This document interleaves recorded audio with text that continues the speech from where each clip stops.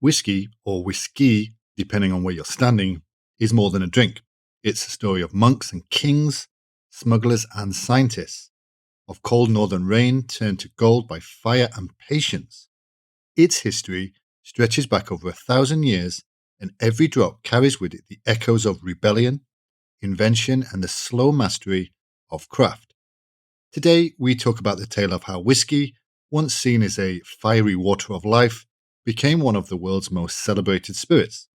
Welcome to History Unpacked. If you enjoy the content, consider subscribing. We post every week and we welcome any feedback. We hope you enjoy today's episode. The name whiskey comes from the Gaelic whisky beatha, literally water of life. But the story starts long before the Scots or Irish began distilling anything drinkable.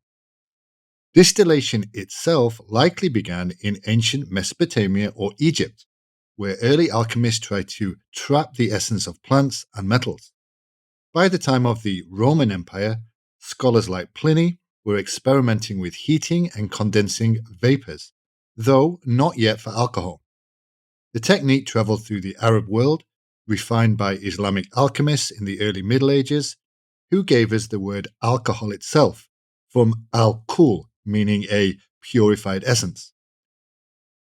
These scholars used distillation to make medicines, perfumes, and eventually spirits. When the knowledge reached Christian Europe around the 12th century, monks and scholars adapted it for their own purposes, especially in medicine.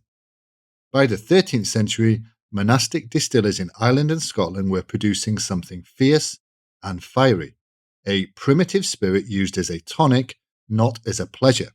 It burned the throat, it warmed the chest, and was thought to cure everything from colds to melancholy. They called it the water of life. Over time, the name was shortened, slurred, and softened into whiskey. Who invented whiskey? The Irish or the Scots? That's a debate as old as the spirit itself. The earliest written record of whiskey comes from Scotland, dated 1494, in the Exchequer Rolls. 8 balls of malt to Friar John Core by order of the king to make aqua vitae. That much malt would have produced nearly 500 bottles of spirit, suggesting whiskey making was already well established. But the Irish claimed their monks brought distillation from continental Europe to their green shores earlier, perhaps in the 11th century. The Irish spirit, smoother and triple distilled, would become known for its purity. The Scottish one, double distilled and smoky, developed for its rugged character from peat fires and highland weather. While the two nations perfected their own methods, whiskey was never just a drink.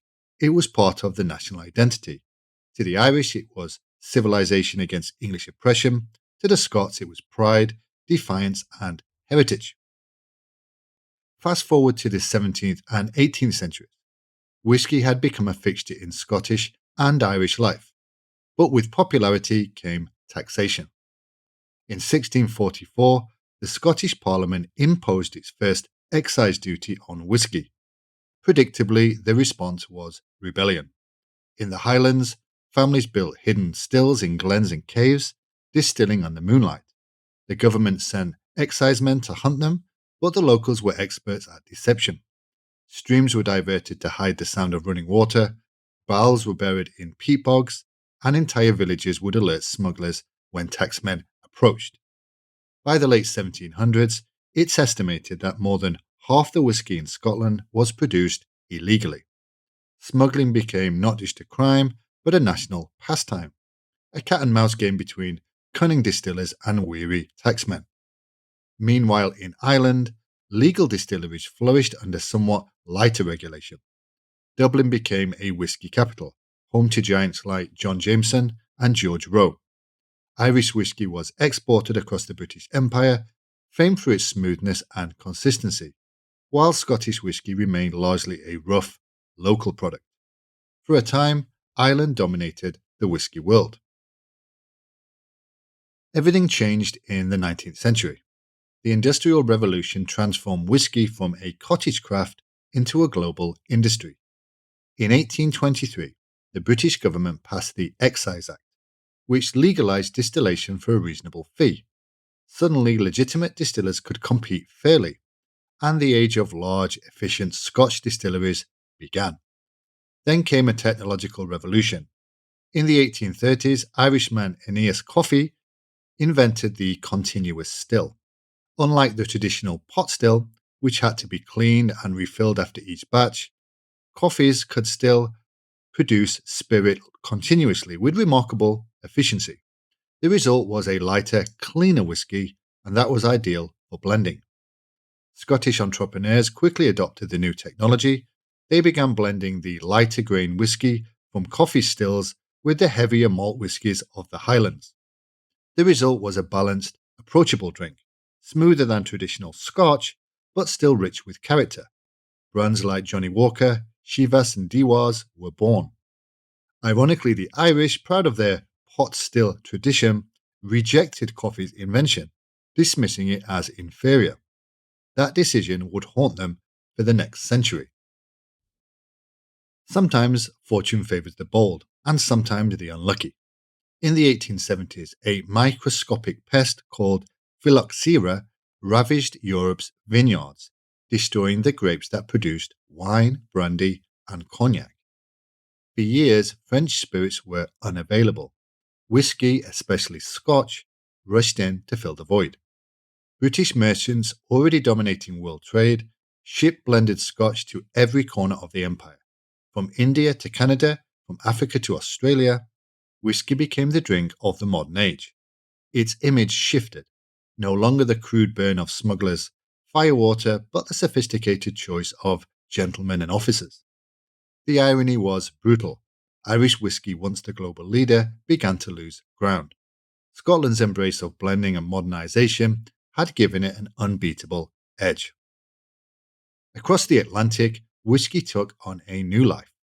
Irish and Scottish immigrants brought their craft to the New World, where abundant corn, rye, and barley offered new possibilities.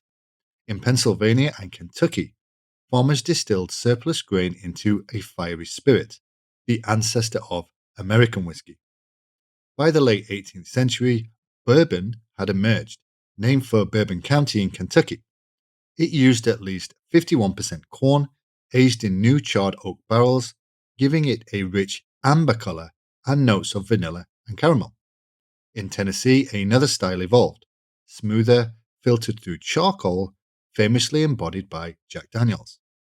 But American whiskey's rise wasn't smooth either. In 1791, when the new US government imposed a tax on spirits, farmers revolted in what became known as the Whiskey Rebellion. George Washington himself led troops to suppress it, a sign of just how deeply whiskey was woven into national identity.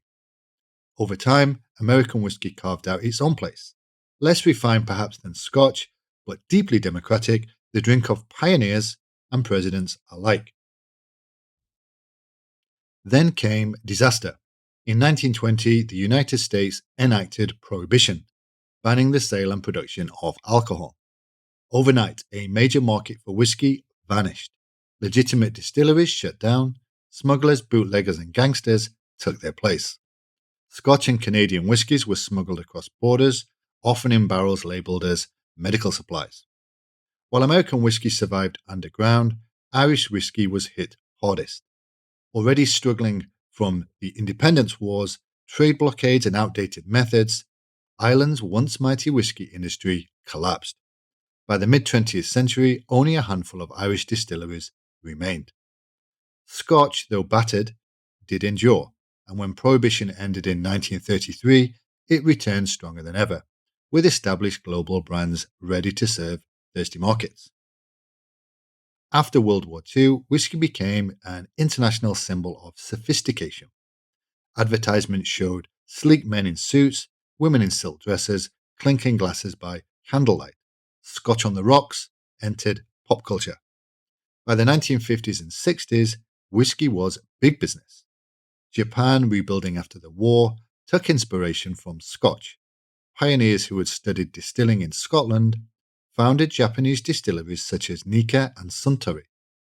Their whiskies, aged carefully in Japanese oak, would one day rival the Scots in quality and acclaim. Meanwhile, Scotch diversified. There was light floral lowland malts, smoky maritime island whiskies, and honeyed highland drams. Each region developed its own character, giving connoisseurs an endless palette of flavors. Blended whiskey dominated sales, smoother, more consistent, easier for the global palate.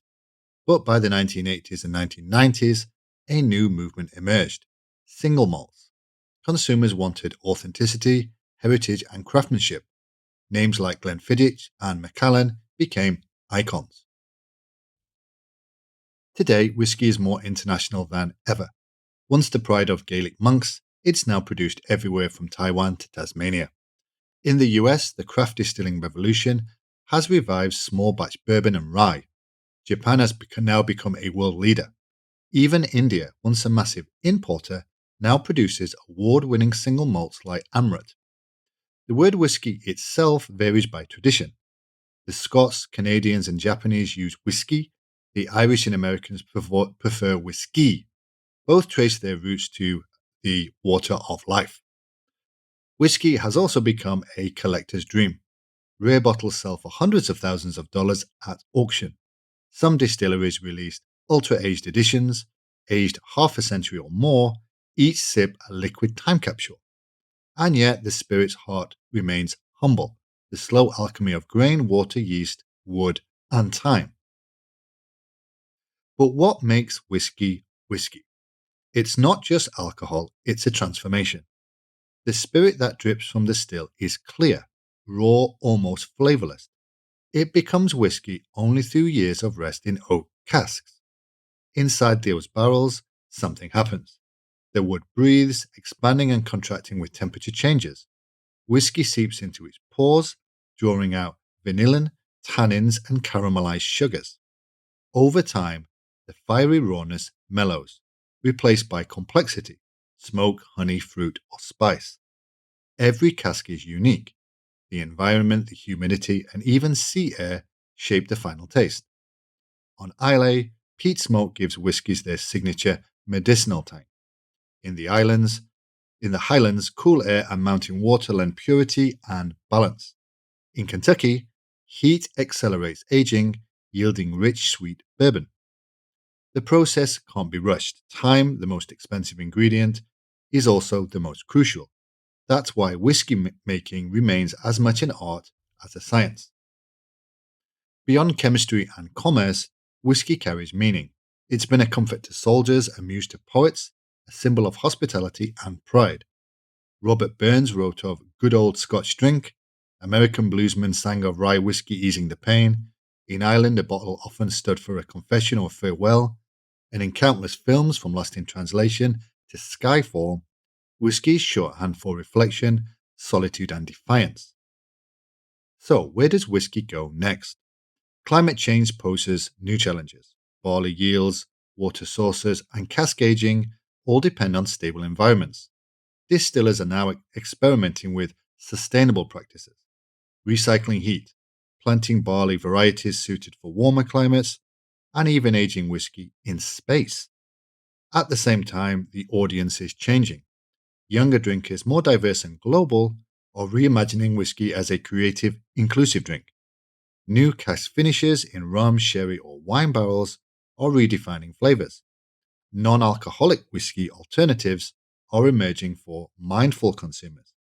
But despite these changes, the soul of whiskey remains the same: grain, water, fire, and time, and shaped by human patience.